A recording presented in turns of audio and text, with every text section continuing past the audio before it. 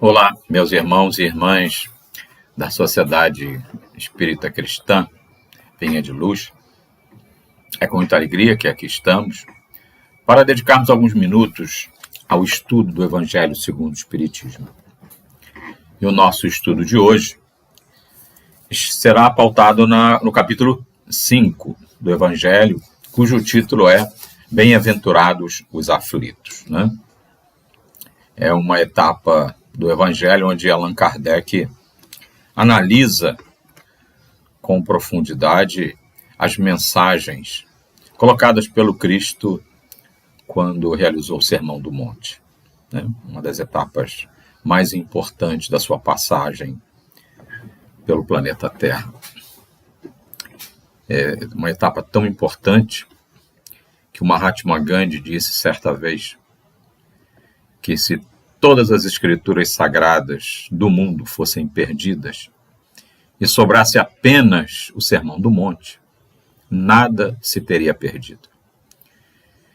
Para um homem da magnitude de Mahatma Gandhi, um não cristão, mas uma figura extremamente importante na história da humanidade, não só na história da Índia, né, mas pelo seu exemplo para todos nós, e não cristão.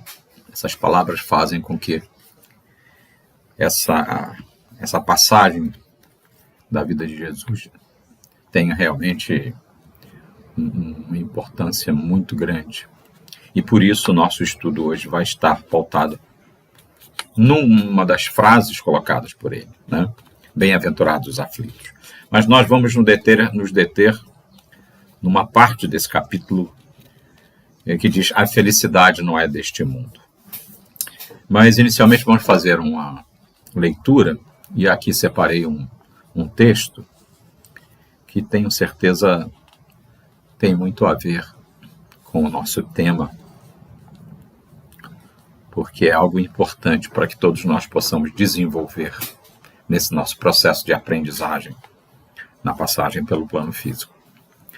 O título do texto é Tolerância, e diz assim: tolerância é caminho de paz.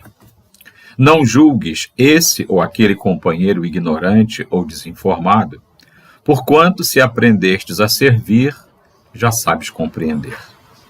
Diante de criaturas que te enderecem qualquer agressão, conversa com naturalidade, sem palavras de revide, que possam desapontar o interlocutor. Perante qualquer ofensa, não percas o sorriso fraternal, e articula uma frase capaz de devolver o ofensor à tranquilidade. Nos empecilhos da existência, tolera os obstáculos sem rebeldia, e eles se te farão facilmente removíveis. No serviço profissional, suporta com paciência o colega difícil, e aos poucos, em te observando a calma e a prudência, ele mesmo transformará para melhor as próprias disposições. Em família, tolera os parentes menos simpáticos, e com teus exemplos de abnegação, conquistarás de todos eles a bênção da simpatia. No trânsito público, não passes recibo aos palavrões que alguém te dirija, e evitarás discussões de consequências imprevisíveis.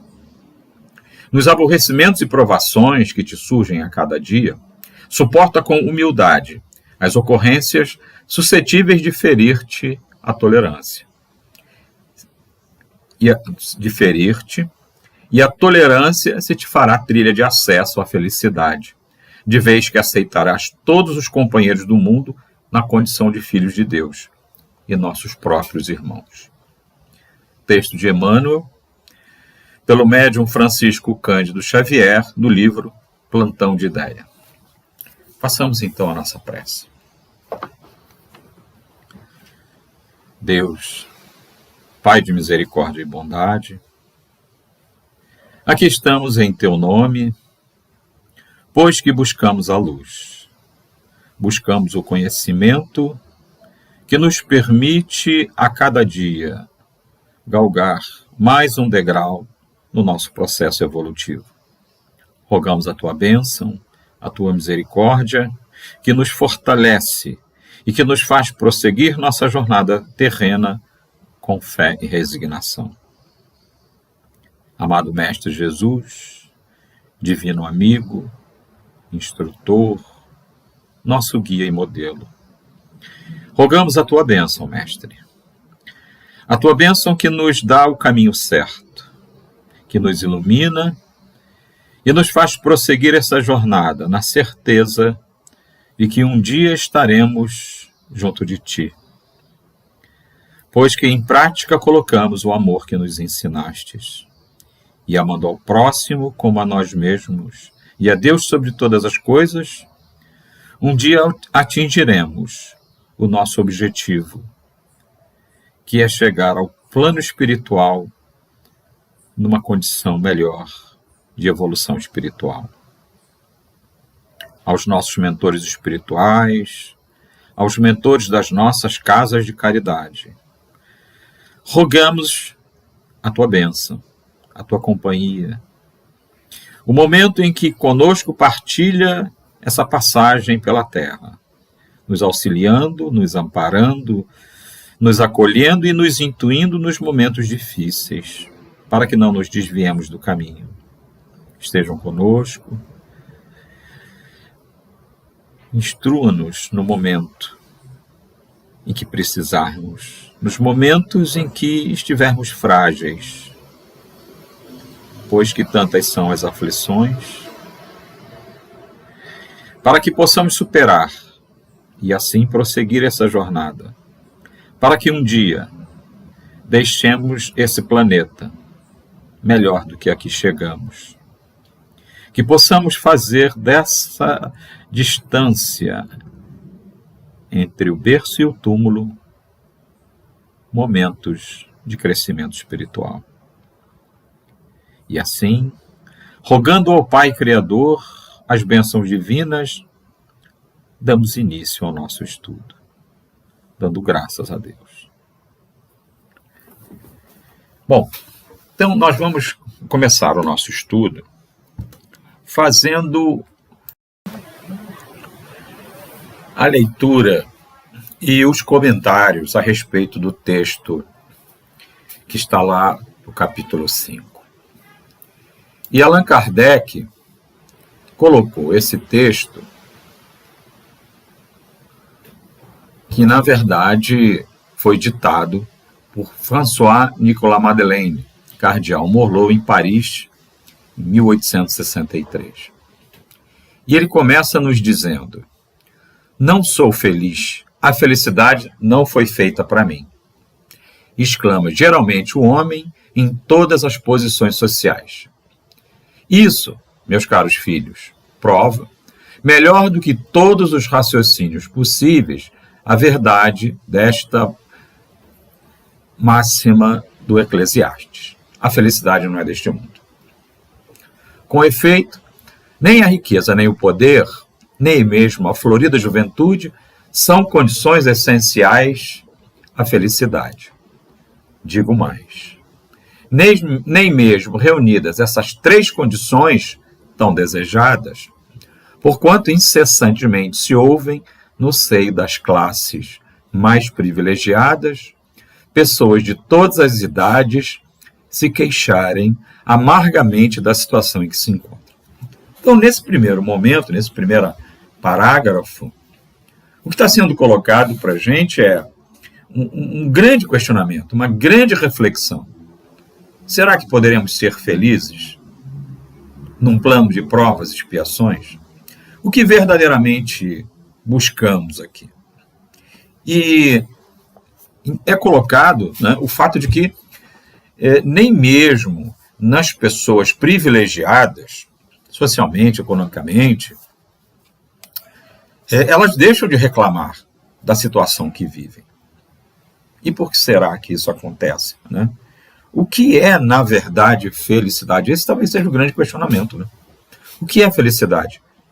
Cada um de nós realmente tem uma ansiedade, um desejo, uma pretensão diferente no decorrer de sua vida. Ou em determinados momentos, porque a gente pode pensar, o que é felicidade para uma pessoa que está doente? A saúde. O que é felicidade para uma pessoa que está desempregada, passando dificuldade? Um novo emprego. O que é dificuldade para uma pessoa que está sozinha? Uma boa companhia. Então a questão da felicidade, à luz exclusiva de uma visão material e materialista, é a satisfação imediata dos seus desejos.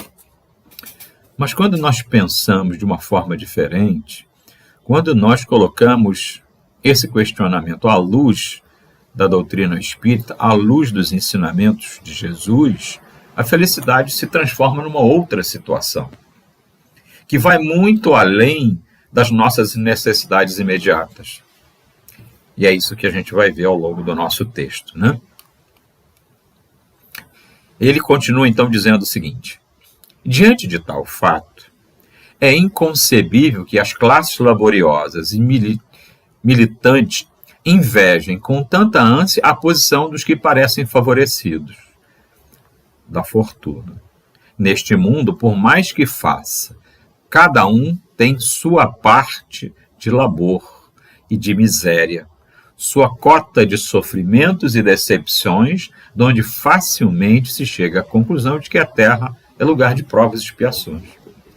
É exatamente essa visão que a doutrina espírita nos ensina a entender, e aí eu coloco aquelas 3 perguntas, né, que são muito comuns na doutrina, né? Quem somos, de onde viemos e para onde vamos? Quando nós entendemos esses questionamentos, quando nós percebemos que a nossa passagem pelo planeta Terra, pelo plano físico, é apenas uma rápida etapa do nosso processo de vida, e aqui o conceito de vida não é apenas a vida física, mas toda a nossa vida, desde a criação do espírito até o nosso processo de chegada a uma condição de espírito puro, a passagem pelo plano físico é um flash em todo esse processo, né? Mas é uma etapa importante. Nós estamos num mundo em que, presos a essa gaiola, que é o corpo físico, somos bastante limitados. Por isso, vamos vivenciar as aflições não como punição, mas como oportunidade de crescimento. À medida que, ao vivenciar as dificuldades, nós fazemos uso do raciocínio para criarmos soluções, para evoluirmos, para aprendermos a suportar as dificuldades e criar uma outra visão, uma outra ótica dessa situação. Não a visão do sofrimento, mas a visão da superação. Ele prossegue dizendo assim: assim, pois, os que pregam que ela é a única morada do homem e que somente nela e numa só existência é que lhe cumpre alcançar o mais alto grau das felicidades que a sua natureza comporta, iludem-se e enganam os que as escutam, visto que, demonstrado está por experiência arquicelular, que só excepcionalmente esse globo apresenta as condições necessárias à completa felicidade do indivíduo, né? Então, em mais esse parágrafo, ele vai colocar que a felicidade, a verdadeira felicidade, não é aquela que nós encontramos no plano físico, mas sim a que aqui construímos, para que possamos, numa etapa posterior, retornando ao plano espiritual, estejamos numa condição melhor. E continuemos sempre nesse processo de evolução em outros retornos ao plano físico, em outras encarnações, mas sempre com essa visão de que cada passo que damos é mais uma etapa no processo de construção da verdadeira felicidade, que é a felicidade espiritual, aquela que construímos com a prática do amor, aquele amor que o Cristo nos ensinou, o amor perdão, o amor humildade, o amor caridade, o amor acolhimento, aquele em que olhamos para o próximo verdadeiramente como irmão, qualquer que seja aquele que esteja ao nosso lado. É a visão da essência da caridade e do amor. Em tese geral, pode afirmar-se que a felicidade é uma utopia, e cuja conquista as gerações se lançam sucessivamente, sem jamais lograrem alcançá-la. Se o homem ajuizado é uma raridade neste mundo, o homem absolutamente feliz jamais foi encontrado. Né? Então, mais um parágrafo onde ele vai reafirmar o conceito de felicidade no plano físico como algo conquistado através dos bens e das situações que vivenciamos aqui. Porque sabemos que somos meros usufrutuários de tudo que aqui conquistamos. Porque quando deixamos esse plano físico, nada levamos. Então não somos donos verdadeiramente de tudo aquilo que temos aqui nesse plano. Portanto, quando imaginamos que ser feliz é possuir, é ter, estamos envolvidos no maior equívoco de nossas vidas. E quando descobrimos que a verdadeira essência da felicidade está no ser uma pessoa melhor, ser uma pessoa mais tolerante, e por isso eu coloquei aquele texto no início, né? Como é importante nós desenvolvermos essa trilogia que eu chamo de equilíbrio emocional, que é calma, paciência e tolerância. 3 situações tão difíceis no mundo tão conturbado que nós vivemos atualmente. O em que consiste a felicidade na Terra é coisa tão efêmera para aquele que não tem a guiá-lo à ponderação que, por um ano, um mês, uma semana de satisfação completa, todo o resto da existência é uma série de amarguras e decepções. E notai, meus caros filhos, que falo dos venturosos da terra, dos que são invejados pela multidão. Então, mais uma vez, ele está reforçando a ideia de que a felicidade, a verdadeira felicidade, não é aquela que conquistamos por um curto período de tempo. Porque os prazeres que o plano físico nos proporciona são absolutamente efêmeros, passageiros, que duram muito pouco tempo.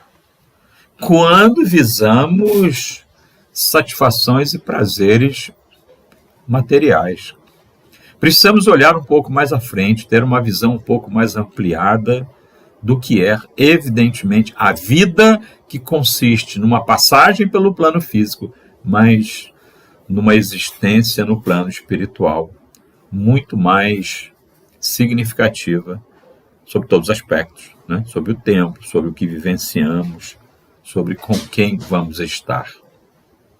Conseguintemente, se a morada terrena são peculiares as provas e as expiações, forçoso é se admita que, algures, moradas há mais favorecidas, onde o espírito, conquanto aprisionado ainda numa carne material, possui em toda a plenitude os gozos inerentes à vida humana. Tal a razão porque Deus semeou no vosso turbilhão esses belos planetas superiores, para os quais os vossos esforços e as vossas tendências vos farão gravitar um dia, quando vos achardes suficientemente purificados e aperfeiçoados. Então, aqui ele já começa a nos colocar algo mais à frente, uma visão mais futurista do que, evidentemente, devemos construir quando pensarmos em felicidade. A felicidade não é deste mundo, porque aqui passaremos, num período de tempo muito curto, objetivando evoluir, desenvolver as características necessárias para que um dia nos tornemos espíritos puros e, consequentemente, possamos viver em outros orbes, em outros planetas, nesse vasto universo, criação do Pai. Então, é de uma visão muito curta achar que a passagem por esse plano físico é a única coisa em nossas vidas, né, que o nascimento é o início e a morte do corpo físico é o fim total. É pensar muito pequeno. Prossigamos. Todavia, não deduzais das minhas palavras que a terra esteja destinada para sempre a ser uma penitenciária. Não, certamente. Dos progressos já realizados, podeis facilmente deduzir os progressos futuros e dos melhoramentos sociais conseguidos. Novos e mais fecundos melhoramentos. Essa a tarefa imensa cuja execução cabe à nova doutrina que os Espíritos nos revelam. Olha como ele já evolui aqui nas suas colocações, porque ele está nos dizendo que nós vivemos num plano físico, mas que não será eternamente um plano de provas e expiações. Até porque, se nós olharmos ao longo da história da humanidade, vamos perceber que o planeta já habitou espíritos muito mais desequilibrados. Já foi um planeta que vivia em guerras, em atritos, em processo de destruição muito mais forte do que hoje.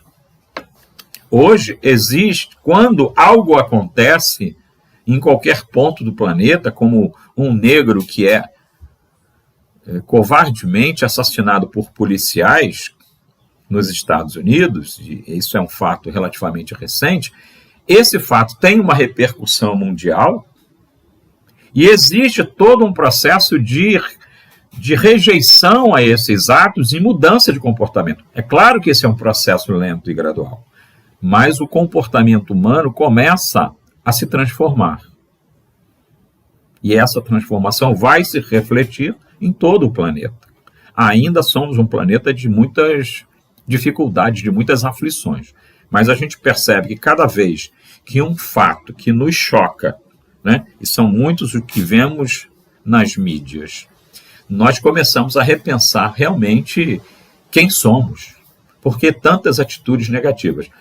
À luz da doutrina espírita, a gente consegue entender que são espíritos pouco evoluídos que estão ainda tendo oportunidades nesse planeta. Mas a própria humanidade começa a perceber que são atitudes que não podem mais ter continuidade num mundo atual, onde o processo de melhor convivência entre os povos, ele está se aprimorando. Assim, pois, meus queridos filhos, e vai ele concluir agora o texto, que uma santa emaculação vos anime e que cada um de vós se despoje do homem velho. Esse termo é muito utilizado por nós espíritas, né? Esse homem velho que representa as nossas imperfeições, né? Deveis todos consagrar-vos à propagação desse espiritismo, que já deu começo à vossa própria regeneração. Então ele está aqui confirmando esse processo de transformação pelo qual passa o planeta. Corre-vos o dever de fazer que os vossos irmãos participem dos raios da sagrada luz. Mãos, portanto, à obra. Muito queridos filhos, que nesta reunião solene, todos os vossos corações aspirem a esse grandioso objetivo, de preparar para as gerações por vindouras um mundo no qual não seja vã a palavra felicidade. E assim ele termina esse texto nos convocando para esse processo de transformação, para que possamos de alguma forma colaborar nesse processo em que precisamos rever os nossos conceitos sobre felicidade. Precisamos perceber por que a felicidade não é deste mundo. É claro que nós podemos ter momentos de felicidade, momentos no convívio familiar, e no convívio daqueles com os quais nós temos maiores afinidades. Mas é preciso que coloquemos em prática aquilo que o Mestre Jesus nos ensinou, o amor. Quando verdadeiramente amamos, quando verdadeiramente colocamos em prática a tolerância, esse equilíbrio emocional diante das dificuldades, quando percebemos verdadeiramente que o convívio com os nossos irmãos precisa ser um convívio de paz, percebemos que nos convívios de toda ordem, nós estamos sempre desejando, sempre querendo que o outro seja aquilo que nós entendemos que deve ser. E é aí que colocamos em prática as nossas piores imperfeições, que é esse homem velho, né? Fazemos aflorar esse homem velho, que é o orgulho e o egoísmo. Nós precisamos entender que o outro, seja ele quem for, o pai, a mãe, a esposa, o marido, os filhos, nossos companheiros de trabalho, numa empresa, ou aqueles que encontramos na rua, são pessoas que muitas vezes precisam da nossa ajuda, precisam do nosso amparo. Vivenciamos uma certa ocasião, algum tempo atrás, um colega que, numa das escolas onde trabalhamos, ele, quando entrava na sala dos professores, entrava para reclamar. Reclamava dos alunos, reclamava dos professores, reclamava da esposa, dos filhos, reclamava da escola, reclamava. E isso gerava em todos nós um certo desconforto, né? As pessoas não gostavam de estar ao lado dele. A tal ponto que, às vezes, ele entrava na sala dos professores e as pessoas saíam. Até o dia em que nós tivemos a notícia do suicídio desse companheiro. Dentro da sua própria casa, ele tirou a própria vida. E essa notícia nos chocou bastante. E deu a alguns de nós uma enorme sensação de dever não cumprido. Por quê? Porque o que aquele companheiro desejava, o que ele pedia ao nos abordar com as suas lamentações, era ajuda. O que ele desejava, o que ele precisava, era o acolhimento. Era uma palavra amiga. Era que nós praticássemos da forma mais equilibrada possível a caridade. A verdadeira caridade. Aquela em que nós não doamos um bem físico, doamos o nosso ouvido, doamos o nosso tempo.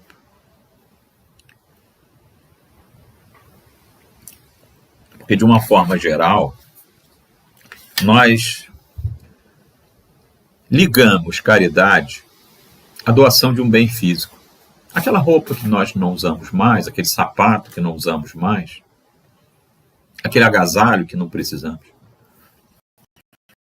Perceber que a maior caridade que praticamos é a caridade do amor, da tolerância, do respeito. É quando doamos ao nosso irmão o nosso tempo, a nossa palavra amiga, a palavra de conforto, que é aquilo que todos nós desejamos. Por isso, ao perceber que a felicidade não é desse mundo, nós vamos trabalhar a cada dia pelo nosso crescimento espiritual, pela nossa evolução, por darmos uma contribuição para nós mesmos, para que nós possamos, aos poucos, porque isso é um processo lento e gradual, eliminar esse homem velho que existe dentro de nós, que são as nossas imperfeições, a começar pelo orgulho e pelo egoísmo. Estaremos, então, nesse momento, também contribuindo para o próprio mundo. Obviamente, quando nos referimos a mundo, é todo esse universo imediato que nos cerca, seja a nossa família, seja o nosso ambiente de trabalho, seja os nossos companheiros, né, dos diversos ambientes onde nós nos relacionamos. A felicidade não é desse mundo. Pelo menos a felicidade física, a felicidade de adquirir bens, né, de acumular coisas das mais diversas possíveis, e como lemos no texto, né, não trazem felicidade, porque senão todo rico seria feliz, e a gente sabe que isso não é verdade, né? A gente vê tantas pessoas aí financeiramente muito bem dotadas, mas que vivem as suas aflições. E achar que, né, é uma frase muito conhecida aqui, dinheiro compra a felicidade, é um equívoco sem tamanho. Porque muitas vezes ela compra a inveja, ela compra a intolerância, ela faz com que aqueles que a possuem coloquem em prática o seu mais profundo orgulho e egoísmo. Porque verdadeiramente, no grau evolutivo que ainda nos encontramos, estamos longe de entender que o dinheiro, o poder e a beleza são símbolos de felicidade. Muito pelo contrário. Às vezes, representam a completa derrota no que diz respeito à evolução espiritual. Então, quando lemos um texto cujo título é A Felicidade Não É Deste Mundo, é um texto que nos leva à reflexão do que devemos ser e realizar para encontrar a felicidade possível nesse plano, mas sabendo que a verdadeira felicidade não encontraremos aqui. A verdadeira felicidade estamos construindo para um futuro, que é o nosso processo evolutivo espiritual. E a partir daí, tudo que fizermos, todas as nossas atitudes, tudo aquilo que construímos nesse plano físico, precisa ser feito com muito cuidado. Sabendo que vamos deixar aqui tudo que fisicamente construímos e vamos levar tudo que moralmente construímos. É uma jornada difícil, porque, como diz Joana de Ângeles no texto Jesus e o Mundo, no livro Sendas Luminosas, este é um mundo devorador. Esse mundo nos devora à medida que nos oferece facilidade, à medida que nos oferece prazer, ilusões que vamos nos deixando envolver. E aí nos desconstruímos. O Mundo e Jesus é um texto que recomendo, porque é uma reflexão fantástica, né? E esse mundo é devorador, né? Só para dar um exemplo, quando entramos num shopping bonito, perfumado, refrigerado, e vemos aquele anúncio, né? Numa loja de bolsas e sapatos, 10% de desconto, sem juros, em 10 vezes no cartão, e outros anúncios que vão nos devorando, vão nos induzindo a comprar coisas que muitas vezes nem precisamos ou nem iremos usar, mas vamos sendo devorados, vamos gastando aquilo que não temos, aquilo que muitas vezes não vamos conseguir pagar, porque o mundo vai nos convidando, vai nos oferecendo facilidades, vai nos oferecendo a falsa felicidade, que é a falsa felicidade do ter, do possuir, do adquirir bens, que aparentemente nos dão essa ideia de felicidade, mas que em muito pouco tempo vão parar num canto da nossa casa, sem uso, e absolutamente não nos trazem nada. Por isso, esse texto é tão importante para a nossa reflexão. Construir a felicidade é a prática do amor que o Mestre Jesus nos ensinou.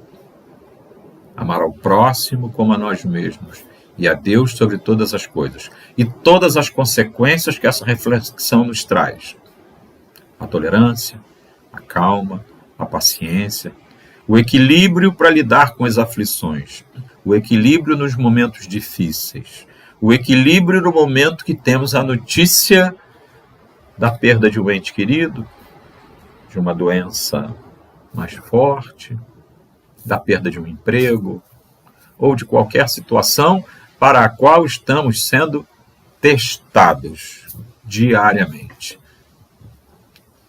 Por isso, ser feliz neste mundo é ter a certeza de que precisamos vivenciar as nossas dificuldades com equilíbrio. Entender que é um mundo de provas e expiações.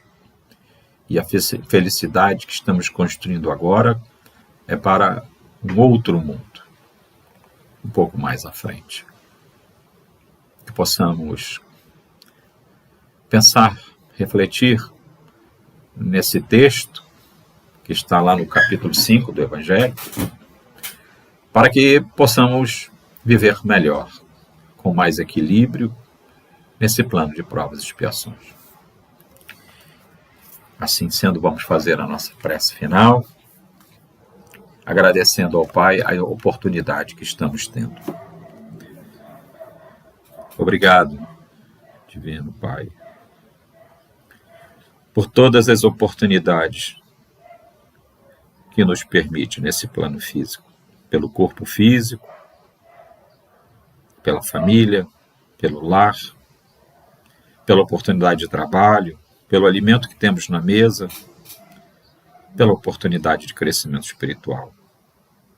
Abençoa-nos, abençoe a todos os irmãos e a humanidade, para que percebam que a busca da paz e a prática do amor são os verdadeiros caminhos da nossa evolução e da nossa felicidade. Obrigado, Mestre Jesus, nosso Divino Mestre, que nos mostrou o caminho da luz, que nos mostrou que o perdão, a caridade, a humildade, o amor mais profundo para conosco e para com o próximo. Esse é o caminho. Obrigado, irmãos espirituais, nossos bons anjos, que nos acompanham, que nos amparam, que nos auxiliam nessa jornada terrena. Que possamos sempre contar com a vossa presença, com a vossa intuição, sempre guiada pelo amor. Que possamos ter ouvidos de ouvir e prosseguir a nossa jornada na certeza de que um dia deixaremos esse plano físico melhor do que a que chegamos. Que Deus te abençoe a todos. Assim seja. Obrigado a todos. Obrigado pelo convite à Sociedade Espírita Cristã Vinha de Luz, para aqui estarmos conversando, refletindo sobre essas palavras. Que o amor do Cristo esteja sempre em nossos corações. Guie as nossas ações. Que verdadeiramente possamos, a cada passo nesse plano físico, e diante de todas as aflições que vivenciamos e que ainda vivenciaremos, possamos entender que são oportunidades e não castigo divino. Que são momentos de crescimento, de reflexão, de busca de soluções e, acima de tudo, viver com fé e resignação as provas que praz a Deus enviarmos. Que Deus abençoe a todos e que a paz esteja presente em todos os lares. Graças a Deus.